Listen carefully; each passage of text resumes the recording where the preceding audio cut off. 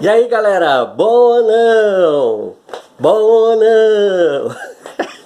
Na verdade não tava bom, tava tudo ótimo quando o assunto era CPI que, sabe-se lá por quê, resolveu ridicularizar a si mesma essa semana. Porém, de repente, não mais que de repente, aquela musiquinha chiclete que custou a sair da sua cabeça voltou com força total. Ministro Alexandre Moraes. Mas não era suficiente ter a careca brilhante do Xande nos holofotes de novo.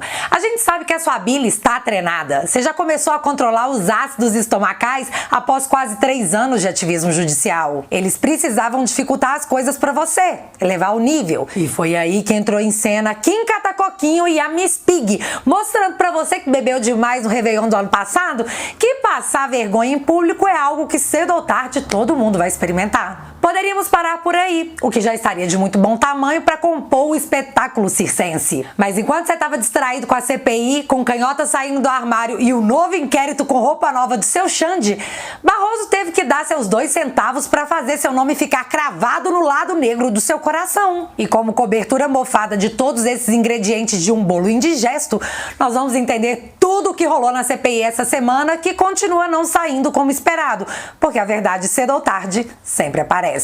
Sim, galera, é vídeo de resumão!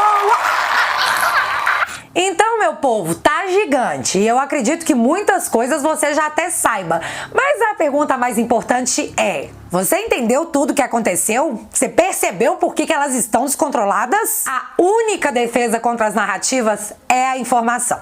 E se você tá cansado de fazer papel de Dória nessa vida, separa a jujuba, fica confortável e bora lá! Vim aqui para contribuir com a condição de testemunha sobre o relatório da CPI, Vossa Excelência, que foi investigado pelo meu relatório. Vossa Excelência e sua família são acusados de desviar 260 milhões da saúde. E nós estamos por isso, Vossa Excelência está me atacando. Fale a verdade, senador. Nós estamos...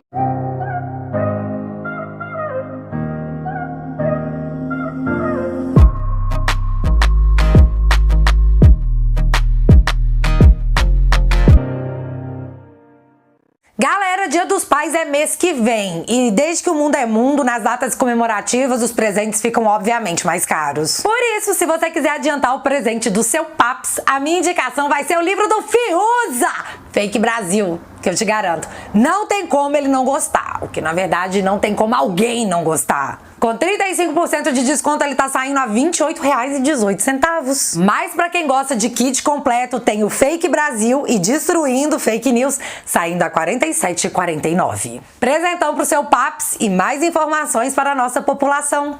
Tenho dito, pra quem se interessou, os links vão estar fixados aqui nos comentários. Então eu vou mostrar pra vocês os acontecimentos da semana em ordem cronológica para que vocês consigam entender o porquê as reações estão cada vez mais elevadas e cada vez mais eles estão menos preocupados se o processo está aparentando de fato ser democrático. Parece que a operação Tudo ou Nada está em execução. E antes de ser acusada de espalhar fake news, fui eu que criei essa teoria baseada nas vozes na minha cabeça, mas principalmente no que os meus olhos enxergam. Segunda-feira, 28 de junho. Lewandowski anula provas de leniência da Odebrecht contra Lula. E a decisão do ministro do STF vale para a ação que o ex-presidente responde sobre a compra de terreno para a nova sede do Instituto Lula. Nesse processo, Lula é acusado de receber 4 milhões da Odebrecht e as provas anuladas, só para refrescar sua memória, são e-mails do próprio Marcelo Odebrecht, onde ele diz: o italiano, que é o Palocci, disse que o japonês, que é o Paulo Okamoto, presidente do Instituto Lula, vai lhe procurar para um apoio formal ao Instituto de 4M.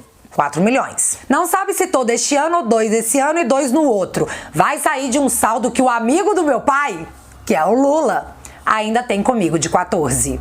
E o mais interessante é que o Instituto Lula literalmente passou recibo. E tá aí o recibo que eles fizeram no valor de 4 milhões. Então, Lewandowski diz que nada disso aí tá valendo mais, viu? E é como se simplesmente não existisse. Ou a justiça vai fazer de conta que não viu. Voltando para os assuntos de segunda, enquanto Lewandowski estava livrando a cara do Lula mais uma vez, o relator do voto auditável na Câmara, Felipe Barros, estava contando para todo mundo que nós usamos a primeira geração de urnas. E de novo, Apenas nós, Brasil, Butão e Bangladesh, utilizam esse modelo. O resto do mundo evoluiu e nós ficamos para trás. Felipe Barros mostrou que na época que as nossas urnas foram construídas, nós usávamos celular tijolão, máquina de escrever e o povo mais rico já tinha acesso aos moderníssimos disquetes. Pois é, né, menino? Mas há quem diga que evoluir é um retrocesso, porque Bluetooth pra quê quando se pode ter um toca-fita que a gente volta a fita com caneta, né? Enquanto Felipe Barros lutava pela evolução do nosso processo eleitoral, que dará mais transparência ao símbolo da nossa democracia, Alexandre de Moraes estava articulando uma reunião de partidos contra o voto auditável. E essa articulação é para que o voto auditável não passe e essa questão não vá para o STF. Onde eu acho que seria muito problemático ir contra a vontade do Congresso sem causar uma ruptura institucional. Então é melhor articular, né? Articulemos! Agora, o fato interessante, porém gravíssimo. A Folha disse em sua matéria que durante o jantar articulado por Alexandre de Moraes, meu amigo pra vida toda, não esquece disso, seu Xande, ele teria afirmado a Bruna Araújo do PSDB, Baleia Rossi do MDB, Orlando Silva do PCdoB e a Paulinho da Força do Solidariedade que essa bagaça não era pra chegar no Supremo. Porém, olha só que coisa, meu povo. O STF tá há mais de um ano, porque essa matéria é de fevereiro, tentando notificar o Paulinho da Força que foi denunciado por corrupção e lavagem de dinheiro. Paulinho da Força conseguiu ser localizado para estar numa reunião organizada, segundo a Folha, por um ministro do Supremo, mas não consegue achá-lo para fazer a justiça ser cumprida, mesmo com a sua assessoria dizendo que ele tá ocupando o mesmo gabinete há 14 anos. Gente, isso é incrível. Já na ala feminina do Supremo, Rosa Weber contribuía também com seus 2 centavos, determinando a quebra de sigilo do advogado da Precisa Medicamentos. Denúncia baseada em Luiz Miranda, que não apresentou nenhuma prova. O negócio é que até hoje os advogados do Adélio, sabe-se lá quem tá pagando, continuam dormindo os sonos dos justos. Assim, bem na nossa cara. E enquanto a população começa a demonstrar carinho por Barroso em restaurante no Leblon por ser contra o voto auditável, Renan Calheiros procurou ministros para tentar evitar derrotas da CPI no Supremo, dizendo que quando o ministro tem uma decisão contrária da CPI, eles atrapalham o andamento das investigações. Tipo assim, né? Quem é Renan Calheiros com um caminhão de processos no Supremo falando pro Supremo parar de atrapalhar os planinhos dele? Mas Renan é o todo-poderoso porque ele próprio, que uma vez ao receber do próprio Supremo a ordem de deixar a presidência do Senado, disse: não, obrigado. E isso tudo foi só na segunda. Terça-feira, 29 de junho. Dia de CPI. O depoente era o deputado estadual Fausto Júnior, relator da CPI do Amazonas. Começamos com Omar Aziz nervosíssimo e o povo disse que ele ficou sentido por conta de um arranca-rabo seguido de expose que eu e ele tivemos lá no Twitter na noite de segunda, viu? Foi lindo. Mas eu tenho pra mim que ele sabia que o seu Fausto ia expor os troços tudo dele lá no Amazonas e que o negócio ia feder. E ele tava certo, menino, o troço fedeu. Agora, respondendo a pergunta de Vossa Excelência, peço, por favor, que me garanta em relação à indagação do senador Omar Aziz. Todos os governadores investigados pela CPI mereciam ser indiciados. Mereciam ser indiciados. Eu propus isso na comissão e não foi aceito. Ah, o senhor propôs o indiciamento do governador? Propus e não foi aceito. O relatório é votado. Foi construído através de todas as mãos. O certo era para ser indiciado, inclusive, o governador Omar Aziz, pela gestão dele na saúde. Mas algo muito importante, além do expose do Omar, rolou naquele dia. Tivemos o início do racha do G7. E isso aconteceu porque quando o deputado Fausto começou a falar sobre as corrupções apontadas lá no Amazonas, pertinente ao governo do Omar Aziz, ele não quis segurar esse BO sozinho e jogou pro colo de quem? Eduardo Braga, também senador pro Amazonas. Ele tem que saber e tem que estar no relatório. Senador, Vossa Excelência pagou 50 milhões de reais de processo indenizatório, senador. Processos absolutamente não fui eu não que pagou. Só um minutinho. Não, o senhor não veio aqui para me acusar. O senhor está aqui como testemunha. E o senhor se comporte. Se comporte. Não, peraí, só um minutinho, deputado. Deputado, não fique nervoso. Calma. Calma, deputado, calma. Nós vamos chegar ainda. Em 50 milhões, nós vamos chegar lá. Eu só quero saber, aliás, todos os senadores, quem está nos vendo agora, o que o senhor achou do meu governo em 2011? Cadê no relatório? Pega o seu relatório e leia, procure 2011, o que o senhor escreveu? Senador. Não. Foram pagos. Pelo amor de Deus. Senador, eu tenho que responder sua pergunta, senador. O senhor está sob juramento. O senhor não deixa eu responder. Foram pagos R$1,5 bilhão de reais em processos indenizatórios. Esse é um problema que vem desde 2011. Não. Desde 2011. Na época do Eduardo. O Eduardo pagava. No meu governo não teve indenização. O teu secretário, você era mesmo meu, rapaz. Não, Omar, por favor, não. No meu governo não houve pagamento de verba indenizatória. Não havia pagamento de verba indenizatória. Pode mandar fazer a consulta. Tá, mas essa parte aqui é a mais legal de todas. Agora, tá bom, foi pago R$1 bilhão e tal, tudo bem, de processo indenizatório. Aonde está no relatório isso? Está na página... Não, isso aí é um relatório. E está na página 103 e 104 do relatório final. Está consta o pagamento. Você está Sim, mas não, tudo bem. Deixa eu só te explicar. No relatório, Vossa Excelência fala no relatório sobre 2011, 2012, 2013? Falo. Onde está? Na página 103 e 104 do relatório. Do relatório final. Só fala sobre pagamento indenizatório. Só. Ok. Onde é que tá no relatório? Tá aqui, ó, na página tal. Ah, mas isso aí é só um relatório. Mas tá mesmo no relatório, é? Bicho. Seu Omar deveria ter ouvido o ex-prefeito de Manaus que disse pra ele não ser presidente da CPI porque muitas coisas viriam à tona. Não ouviu? Deu nisso aí. Mas acredite você ou não, para salvar o próprio traseiro, Omar Aziz acabou fazendo uma defesa do próprio presidente Bolsonaro. O senador Omar, só para concluir o raciocínio, senador Renan, que o senador Omar disse que no caso dele como governador não era o ordenador de despesa. E, portanto, não teria que ser indiciado, como outros também, em outras circunstâncias. E mais, senador Marco Rogério, a genitora dele aprovou minhas contas.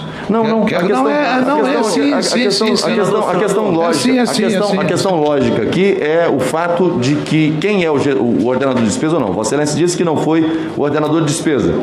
A mesma lógica que ele sustenta aqui, na CPI, não vale para o presidente da República. No caso do presidente da República, querem atribuir a ele a responsabilidade de tudo o que acontece nas minúcias do Ministério da Saúde.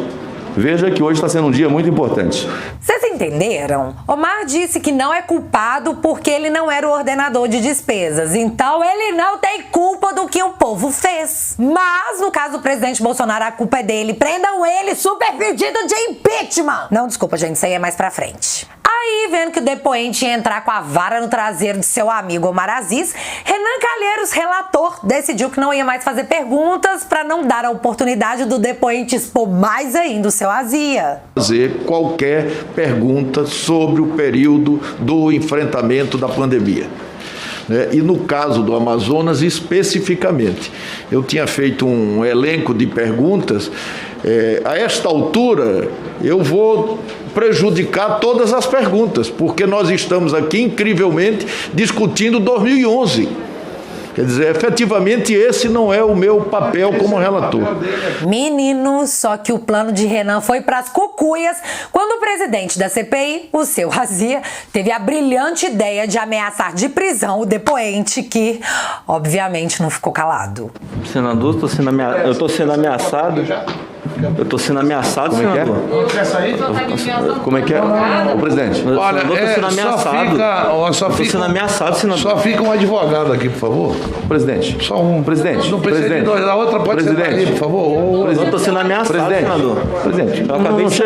Não chega tanto. Vossa Excelência agiu com toda a tolerância com relação aos outros depoimentos. Eu falo do seu governo e Vossa Excelência me ameaça de prisão, senador. É isso? O senhor tá vindo pro Brasil todo? O senhor é senador. Por favor, o senador tá falando a verdade. Eu acho que esse que é o problema. Eu falo do seu governo e o senhor me ameaça de prisão, senador? É isso? Sim, deputado Fausto. É isso. Mas já era, filho. O estrago já estava feito. Depois disso tudo, Omar não conseguiu mais manter a calma e muito menos fazer suas piadinhas. Porque, né? Ele é um piadista, seu Omar. Ninguém nega. Em todo momento que podia daquela sessão, o Omar usava para tentar se defender porque ele sabia que a gente estava vendo. E que o povo do Amazonas também estava. E lembrando que nas eleições de 2018 ele teve apenas 8% dos votos. Quanto mais ele mexia, mais fedia. Que eu vou provar na CPI para acabar com a brincadeira de fazer de conta que faz uma CPI e não indicia o governador. Senador, quem é o senhor para falar de doença? Eu sou senador e Vossa Excelência é testemunha aqui. Você é acusado de receber 500 Presidente, mil de uma questão de ordem. Operação Preciso que o depoente respeite o senador. E nesse vídeo que eu acabei de passar, ele se mostra hiper indignado porque o deputado falso não indiciou o governador Wilson Lima lá do Amazonas. Então, eu não entendi o chilique do Omar porque... Então, faz com que o relator não indicie o governador. Senador. É isso que eu estou lhe afirmando. Senador, Vossa Excelência é aliado do governador, quer me acusar disso. Você só me coloca aí uma coisa. Veja só, senador Eduardo Braga. Vossa Excelência me calunia. Peraí, eu não estou lhe caluniando, eu estou lhe investigando. Só um minutinho.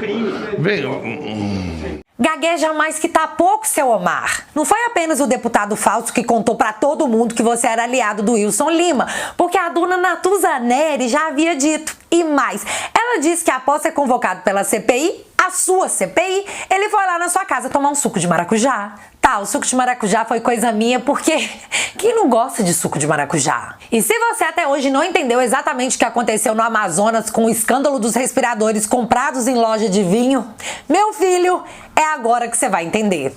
Prepara sua bilis. Eu vou lhe explicar de forma resumida como funcionou essa questão. Foi um processo indenizatório, também não foi licitação. Meu Deus do céu. As compras dos respiradores foi feita através de uma empresa que foi totalmente direcionada, que foi a empresa Sonoar, que detinha já esses respiradores. Essa empresa, ela pertencia ao esposo da então secretária de comunicação. Para que não houvesse, para de uma forma de blindar essa empresa, a Sonoar vendeu para a loja de vinhos, que é a empresa FJAP, e o Estado fez um processo indenizatório para comprar da FJAP. Para o senhor ter uma ideia, nós identificamos na nota fiscal que esses 28 respiradores foram comprados por cerca de R$1 milhão. A Sonoar vendeu para a loja de vinhos por R$2,5 milhões e a loja de vinhos vendeu para o Estado por R$3 milhões. Meu Deus do céu, presidente. Sendo que essa compra, a FJAP comprou da Sonoar 3 horas da tarde e vendeu para o governo do Estado às 17 horas. Aproximadamente. Mas olha, pouco mais de 2 horas depois. Olha, presidente. Quem entregou os respiradores para o Estado foi a Sonoar, não foi nem a FJAP. Olha, Brasil, o que nós estamos vendo aqui. E enquanto a gente estava se distraindo com a expose do Omar lá na CPI, seu Fernando Henrique Ceboso atacava o voto auditável dizendo... Aspas. O sistema eleitoral, depois que o voto passou a ser sem papel manuscrito, funcionou bem. Para que mudá-lo? Por bons motivos não parece ser. Fecha aspas. Seu Ceboso, 2 pontos para te desmoralizar, tá? O primeiro é que o senhor ou finge demência, porque não tem nada de papel manuscrito no voto auditável, ou então o senhor tá agindo de má fé nessa falsa informação. Segundo, se o senhor realmente acha que o voto dessa urna é tão seguro, por que em 2002 o senhor sancionou uma lei que obrigava o voto impresso nas eleições? Se a urna é tão segura, por que o PSDB em 2014 pediu a apuração dos votos por acreditar que o resultado das eleições estavam errados? E mais, foi o próprio PSDB que disse que não é possível fazer a auditoria e pediu o voto impresso para as próximas eleições. 2014, seu Ceboso. 2014. O que será que fez o senhor mudar de ideia? Será que foi o Bolsonaro ter sido eleito e vocês estarem se borrando de medo de uma reeleição? Euzinha aqui acho que sim. Foi também na noite de terça-feira que a Folha soltou a bomba com cara de peidinho sobre a Davati e a corrupção no governo Bolsonaro. Mas isso a gente só vai aprofundar no dia seguinte. Quarta-feira, 30 de junho. Antes de eu entrar numa forma profunda no assunto da Folha, eu não sei se vocês lembram que a dona Carmen Bruxa tinha dado 5 dias para que as onças explicassem o porquê colocaram em sigilo o processo no Pazuello. Passados 5 dias, as onças responderam: porque não é da sua conta, em minha livre adaptação. Eles disseram que isso é assunto deles e que o sigilo de 100 anos está previsto na Constituição. Então, dona Carmen, não fica triste não. Em 99 anos, a senhora, o PT, o PCdoB, o PSOL e o PDT, que foram os partidos que fizeram a senhora pagar esse mico, terão acesso ao processo, tá ok? Só ter paciência. E ainda antes de falar do peidinho que a Folha soltou, o antagonista Via Cruzoé resolveu entrar na briga e deu aquela marca de freada na cueca, soltando a seguinte matéria. exclusivo. Luiz Miranda relata que, em reunião com o líder do governo e lobista, recebeu oferta de propina para não atrapalhar negócio da Covaxin. Só que o que começa errado não tem como dar certo. E foi ali que Luiz Miranda, o próprio, respondeu ao post da matéria da Cruzoé dizendo, abre aspas, a revista Cruzoé é responsável por suas matérias e certamente arcará com o que escreve. Não quero ser usado para criar narrativas e volto a afirmar que todas as minhas conversas com Ricardo Barros foram republicanas e não vou me pronunciar sobre fatos que não posso provar. Fecha aspas. Depois de ter desmentido a Cruzoé e a gente ter printado, o Luiz Miranda foi lá e apagou o post. Porém, ele faria um novo vídeo detalhando tudo mais tarde, para novamente se contradizer em seguida. Eu sei que é confuso, mas calma que a gente já chega lá. Então, beleza, vamos falar da matéria da Folha. E você tem que prestar muita atenção em tudo que eu vou falar aqui, porque o que rolou na quarta é mega importante para você entender. Para você entender o que aconteceu na sessão de quinta lá na CPI. Exclusivo. Governo Bolsonaro pediu propina de $1 por dose, diz vendedor de picadinha. Representante da empresa Davat afirmou a repórter Constança Rezende que proposta partiu de Roberto Dias, diretor de logística do Ministério da Saúde.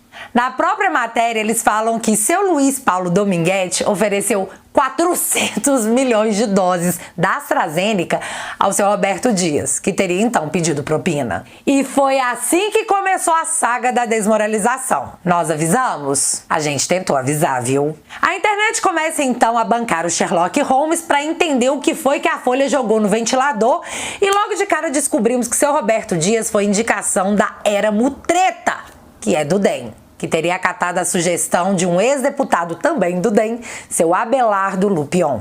Depois eu vou passar para o Roberto para ele explicar com detalhes como é que está sendo a operação abastecimento e a operação de produção de equipamentos dentro da indústria nacional, já que esse foi um trabalho que o Roberto desempenhou com muita maestria. Também mais um membro de excelência e técnico. Mutreta, que tava já com o nome nos Trend Topics, obviamente se manifestou e disse que, tipo assim, o currículo do cara era muito bom, uai. Em resumo, contratei porque ele era competente. Se ele fez maracutaia, aí eu já... tem culpa nenhuma, hein? Fazer o quê? Enquanto a mídia especulava e extraía o máximo que podia daquela narrativa que eles sabiam que iria cair, nós levantamos todas as informações necessárias para que a sociedade num todo pudesse se dar conta que as testemunhas a serem ouvidas na CPI poderiam não ser testemunhas, e sim pessoas que aplicam golpes em vários lugares do mundo. Primeiro, nós levantamos que a diretoria da AstraZeneca afirmou por e-mail não existir intermediário em nenhum lugar do mundo. E disse mais: se alguém oferece picadinhas particulares, é provável que seja falsificado.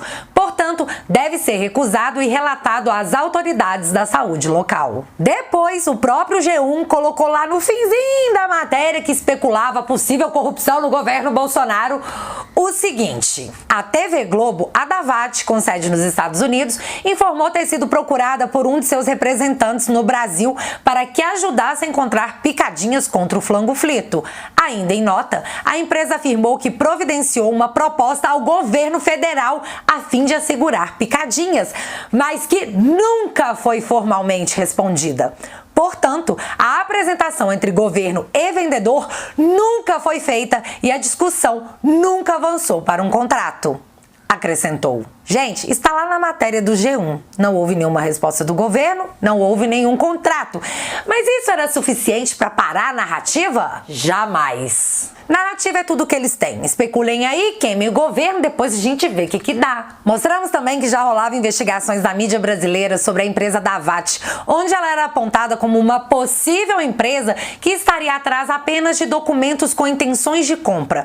Porque com esse tipo de documento, você pode conseguir dar golpes por aí, dando como prova da sua capacidade financeira documentos que mostram que você está no meio de um negócio milionário. Sei lá, mas foi exatamente essa a conclusão que o repórter chegou ao investigar a empresa. Galera, isso já era de conhecimento público, mas mesmo assim, naquele dia, na CPI, E da mesma forma a notícia que envolve um possível pedido de propina referente ao contrato da Davat.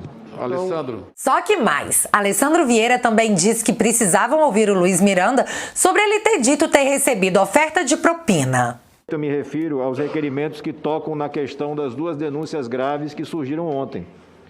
Denúncias que envolvem a necessidade de uma nova oitiva do deputado federal Luiz Miranda, uma vez que ele refere, em matérias publicadas ontem e hoje, ter recebido uma proposta de propina para ficar calado após a denúncia que fez do imbróglio que envolve Precisa e Covaxin. Não há porquê, e imagino que nenhum senador vai se colocar contra a votação desse tipo de requerimento.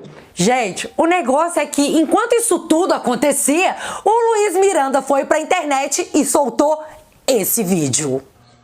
Bomba! Agora eu vou apresentar para vocês a maior bomba de todo esse escândalo. Sabe qual é a maior bomba? É não ter uma bomba. E aí, fica todo mundo louco atrás de uma notícia nova. Agora eu sou convocado na CPI para explicar algo que a imprensa está falando. Não sou eu que estou falando. Não saiu da minha boca. É a imprensa que está falando. Ou talvez algo que foi dúbio. Que nem eu tenho certeza se a intenção realmente foi aquela. Apesar de ter todos os elementos. Para acusar alguém, precisa ter muito cuidado. Eu, por exemplo, em nenhum momento, tive uma conversa não republicana com o líder do governo, Ricardo Barros. Nunca, zero possibilidade. Mas alguns da imprensa e até alguns colegas parlamentares disseram que o Ricardo Barros, em um jantar, fez uma oferta para mim, não republicana. Esse cuidado é importante porque o que acontece? Em nenhum momento eu ataquei o governo. Em nenhum momento eu quis prejudicar o governo. Pelo contrário, eu tanto tinha certeza que o governo estava fazendo algo com a denúncia que eu fiz junto com meu irmão no dia 20/3, que numa entrevista no dia 6/7 em Brasília, no Correio Brasiliense, que foi transmitida pela TV Brasília, eu falo ali claramente desse caso, sem citar nomes, com devido cuidado. Falo que era um grupo empresarial que comprou medicamentos e não entregou e que quase vendeu vacinas pra gente. Se não fosse o presidente para que eu denunciei, ter acionado a Polícia Federal e ter travado, teriam vendido. Por que eu dou essa afirmação? Porque até então eu não vi mais o contrato andando. E eu não consegui informações precisas e não foi falta de tentar falar com o presidente e com o ministro da Saúde. Essa é a verdade. É só olhar minha fala.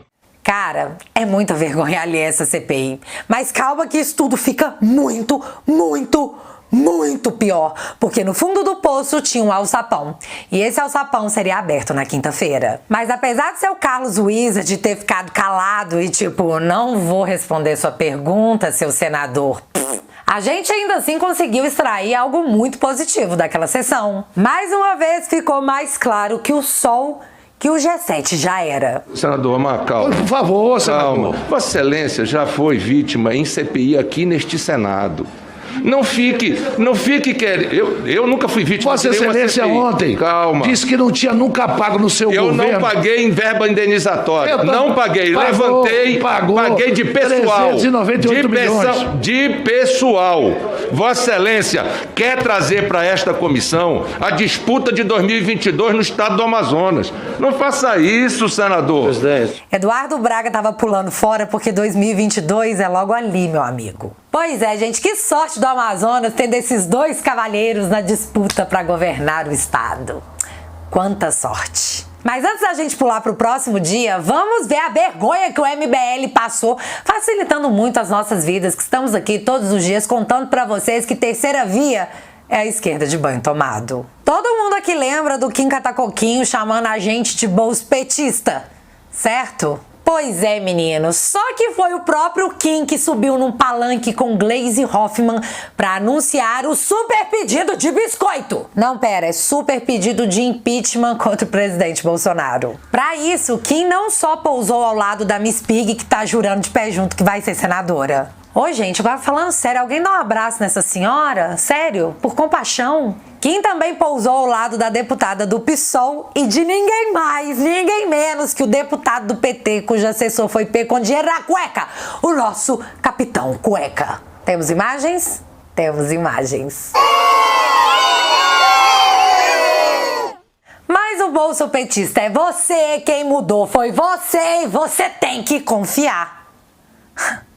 E para celebrar a saída do armário do PSOL Kids, que enfim se revelou, teve post do próprio Lula dizendo o seguinte: parabéns, macaquinhos, dancem pro papai. Não, mentira, ele só deu parabéns pela união do MBL com o PT, que gerou o super pedido de impeachment. Só que eu ri mais ainda de imaginar a cara do PSOL Kids após o Auto Exposure, descobrindo que o Lira não vai acatar super pedido de impeachment porque só bater o pé e falar que quer não adianta. Mas você já ouviu aquele ditado, né?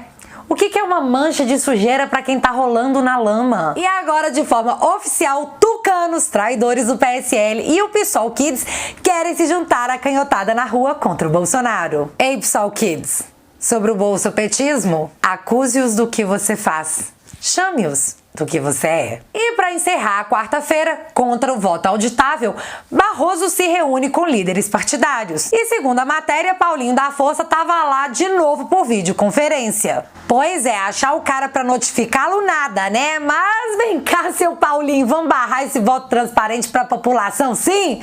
Cola aqui. Mas o problema maior que eu vejo nisso tudo é que a Constituição diz de forma muito clara, de forma óbvia, que qualquer um consegue entender que é crime de responsabilidade dos ministros do STF exercer atividade político-partidária.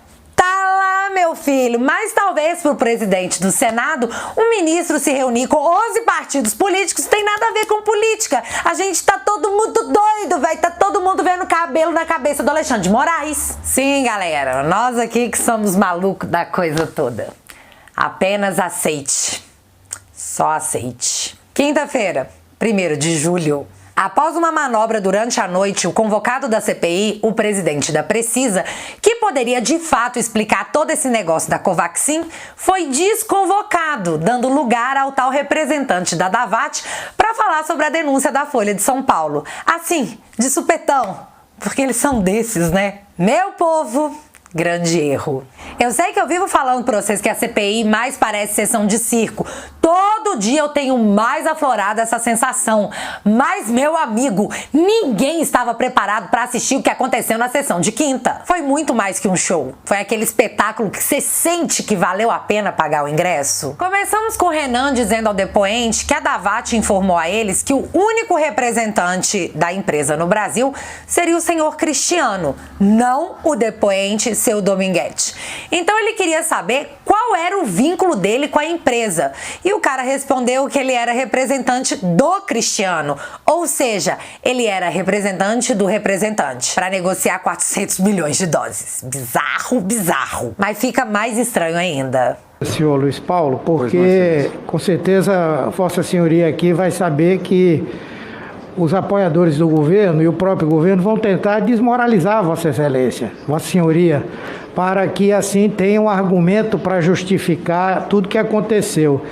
Guarda bem esse vídeo e essas palavras do Humberto Bosta, porque o que vem em seguida é puro suco de entretenimento. Teria como declinar agora ou posteriormente quem foram esses parlamentares ou assessores? A informação que eu sei é inclusive com o áudio dele tentando negociar a vacina, a princípio o Ministério.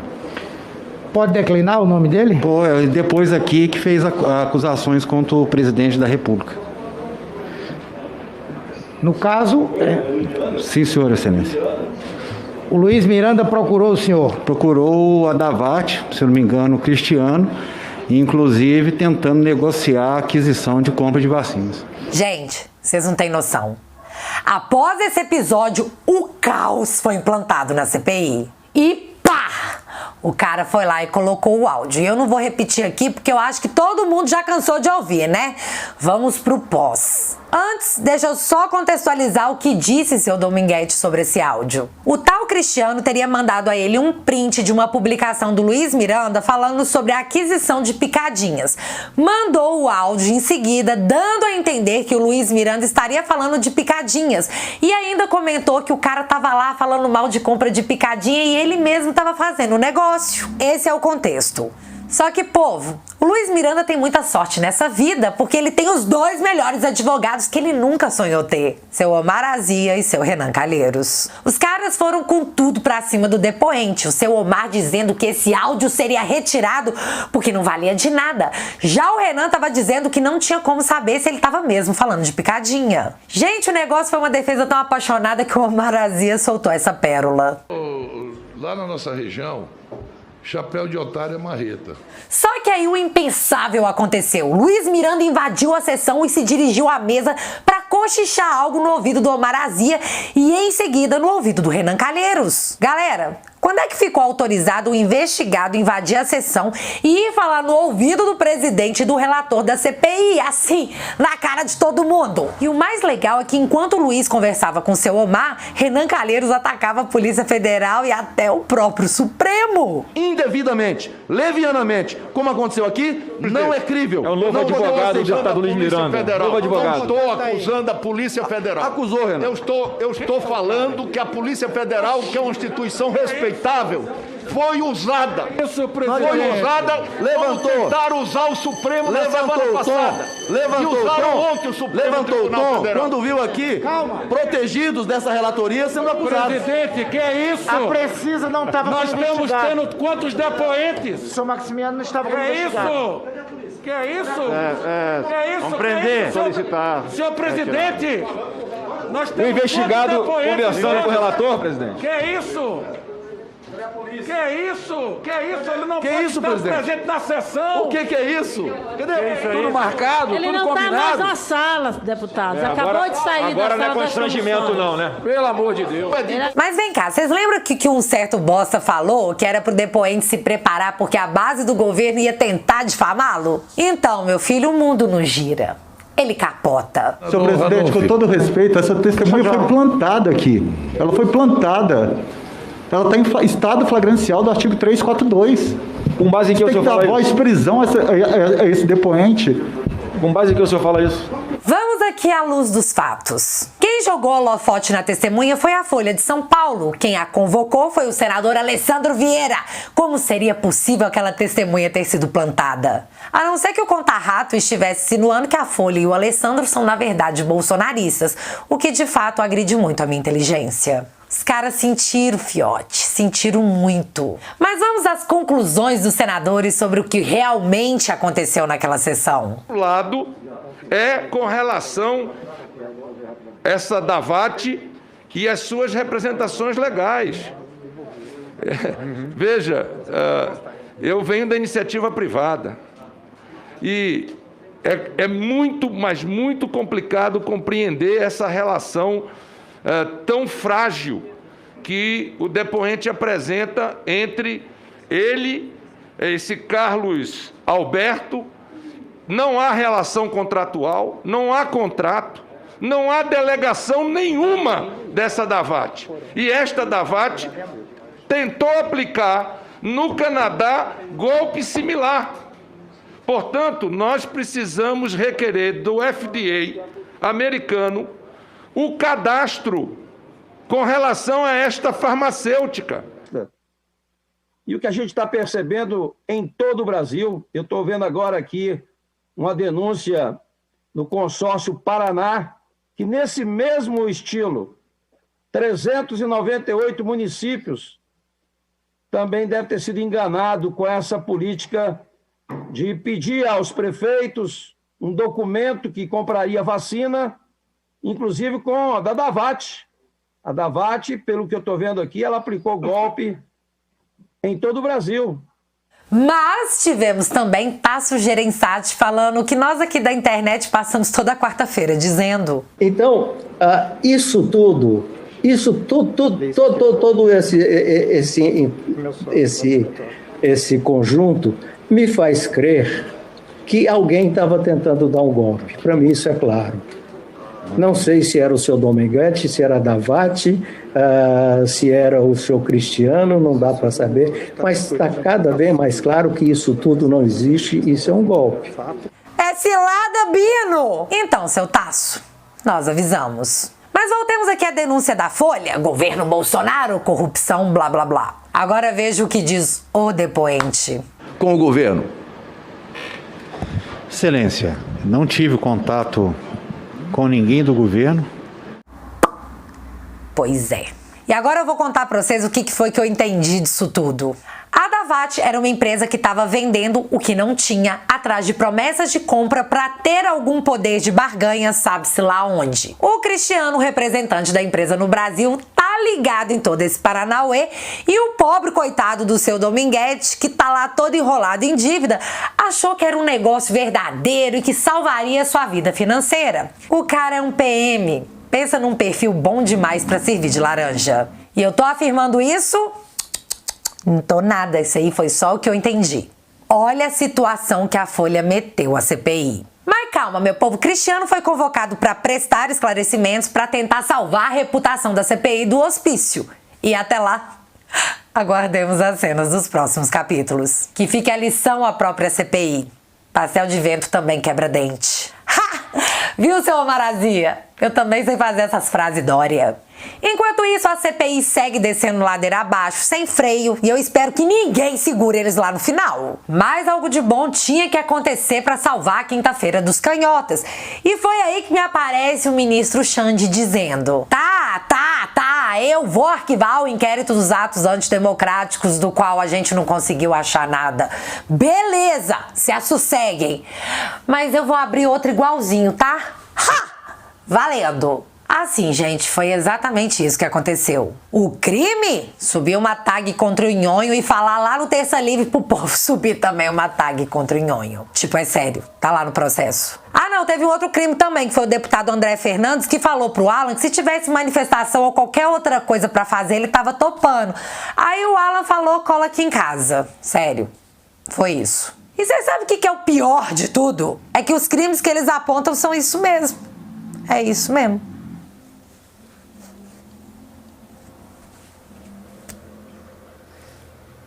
Mas para finalizar, enfim chegamos na sexta-feira, 2 de julho, onde ninguém mais fala absolutamente nada sobre corrupção no governo Bolsonaro, onde Ricardo Barros segue dizendo que quer ir na CPI para depor, mas sabe-se lá por que o Omarazia não quer convocá-lo. Teve também o presidente da Precisa enviando um vídeo que a CPI ignorou, onde ele desmente cabalmente a história dos irmãos Miranda. E a íntegra desse vídeo, que provavelmente vai repercutir na semana que vem, tá lá no meu Twitter. Corre lá que eles provaram com fatos que o Luiz Miranda, mais uma vez, mentiu. Tivemos também Rosa Weber obrigando a PGR a abrir investigações contra o Bolsonaro no caso da Covaxin.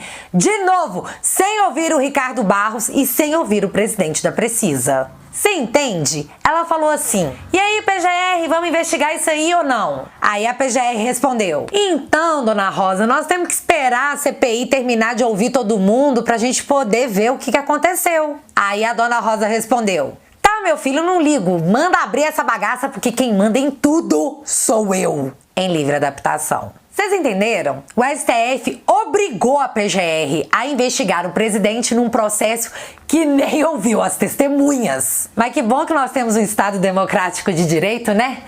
Ai, que alívio. E a sexta, onde o Rui Costa, governador da Bahia, tentou impedir a todo custo uma motociata a favor do presidente. E que, devido ao respeito e admiração que o povo baiano tem pro seu governador, aconteceu mesmo assim.